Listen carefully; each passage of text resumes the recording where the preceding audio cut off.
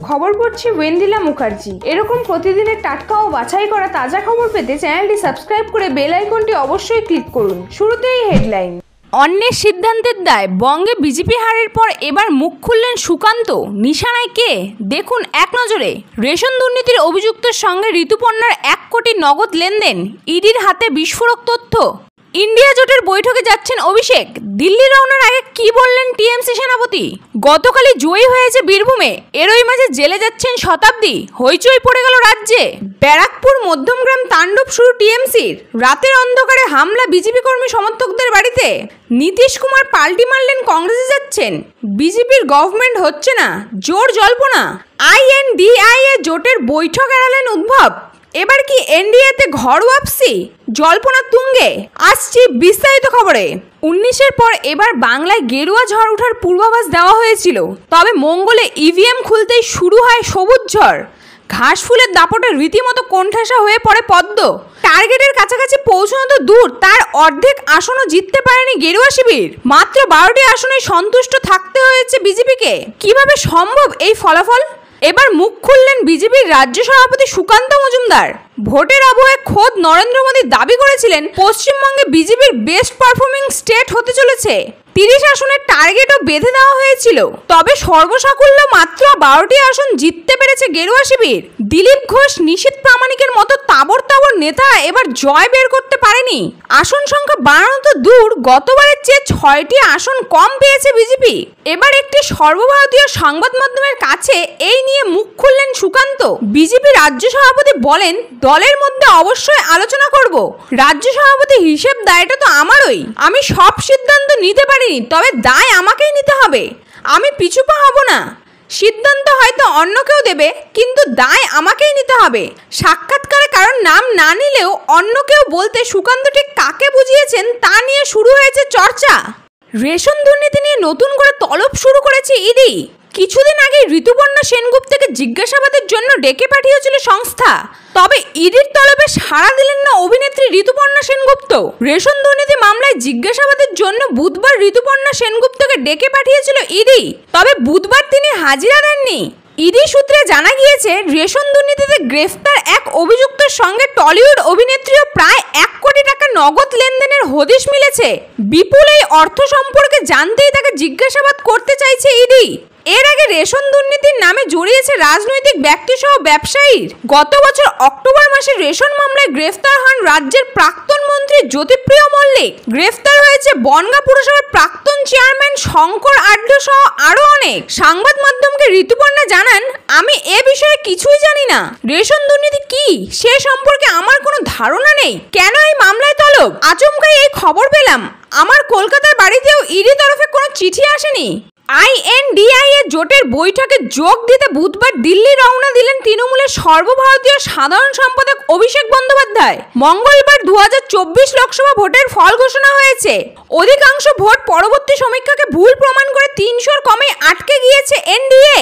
একক সংখ্যাগরিষ্ঠতা পায়নি গেরুয়া শিবির। অন্যদিকে চমকপ্রদ ফল করেছে INDIA জোট। আজ সেই জোটের বৈঠকে যোগ দিতে যাওয়ার আগে ফের একবার বিজেপিকে একহাত নিলেন অভিষেক।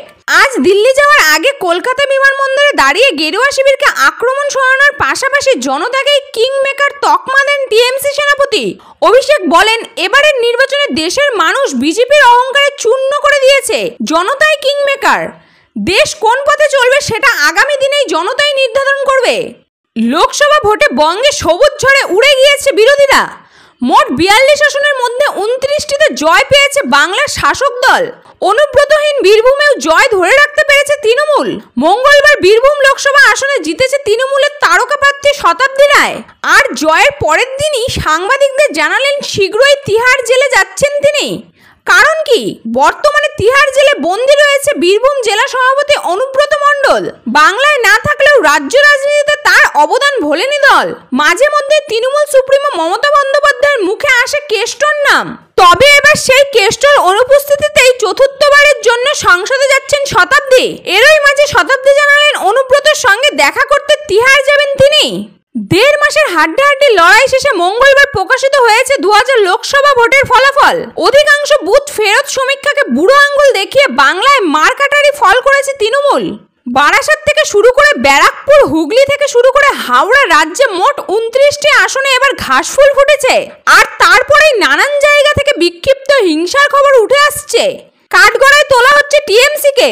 উত্তর 24 পরগনার জেলার মধ্যমগ্রামে যেমন গতকাল গভীর রাতে বেশ কয়েকজন বিজেপি সমর্থকদের বাড়িতে হামলা চালানোর অভিযোগ উঠেছে, বারাসাত লোকসভা কেন্দ্রে এবারও জয়ী হয়েছে তৃণমূলের কাকুলি ঘোষ দস্তিদার।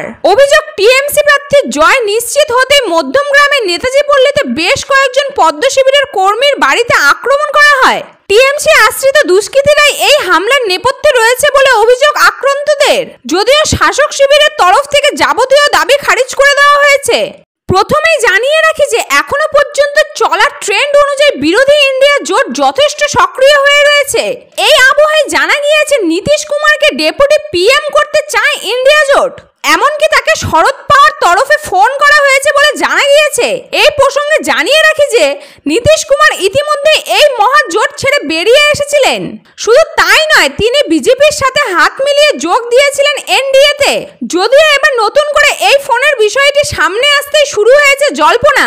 পাশাপাশি এটাও জানা গিয়েছে যে শরদ পাওয়ার ফোন করেছেন টিডিপি অর্থাৎ তেলেগু দেশম পার্টির প্রধান চন্দ্রবাবু নাইডুকে। এছাড়াও নবীন পট্টনায়ককে ফোন করা হয় বলে খবর মিলেছে। যদিও শরদ পাওয়ার এই ফোনের বিষয়টি অস্বীকার করেছেন। এ মতাবস্থায় সামগ্রিকভাবে নীতিশ এনডিএ জোটে থাকবেন কিনা তা নিয়ে তুমুল জল্পনা শুরু হয়েছে। তবে এই জল্পনাকে আরো উস্কে দিয়েছেন জেডিইউ বিধান পরিষদের সদস্য ডাক্তার খালিদ আনোয়ার। তিনি বলেন, নীতিশ কুমারের চেয়ে ভালো প্রধানমন্ত্রী আর কে হতে পারে? তিনি একজন অভিজ্ঞ রাজনীতিবিদ। আমরা এখন এনডিএ জোটের অংশ হলেও অতীতে এবং এখনো মানুষ এটাই চায় যে নীতিশ কুমার প্রধানমন্ত্রী হন। আজকের ফলাফলের পর মানুষের প্রত্যাশা আরো বেড়ে গিয়েছে। ভোট মিটতেই বুধবার সন্ধ্যায় বৈঠকে বসেছে ইন্ডিয়া জোটের প্রতিনিধিরা। সেই বৈঠকে যোগ দিতে একে একে দিল্লি গিয়েছেন বিহারের মুখ্যমন্ত্রী নীতিশ কুমার, টিডিপি প্রধান চন্দ্রবাবু নাইডু, অন্যদিকে পশ্চিমবঙ্গের তৃণমূল কংগ্রেসের হয়ে অভিষেক বন্দ্যোপাধ্যায় প্রমুখ। কিন্তু উপস্থিত ছিল না উদ্ভট ঠাকুরের। ইন্ডিয়া জোটের সমস্ত নেতারা একে একে দিল্লিতে পৌঁছতে শুরু করলে খারাপ খবর দিলেন শিবসেনা প্রধান, যার ফলে মনে করা হচ্ছে এবার ইন্ডিয়া জোটের সরকার গঠনের স্বপ্ন বোধহয় অধরাই থেকে যাবে।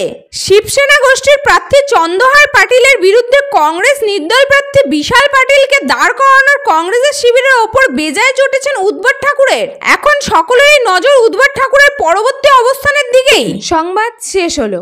এই ধরনের তাজা সংবাদের সাথে আপডেট থাকতে চ্যানেলটিকে সাবস্ক্রাইব করে বেল আইকনটি অবশ্যই ক্লিক করুন।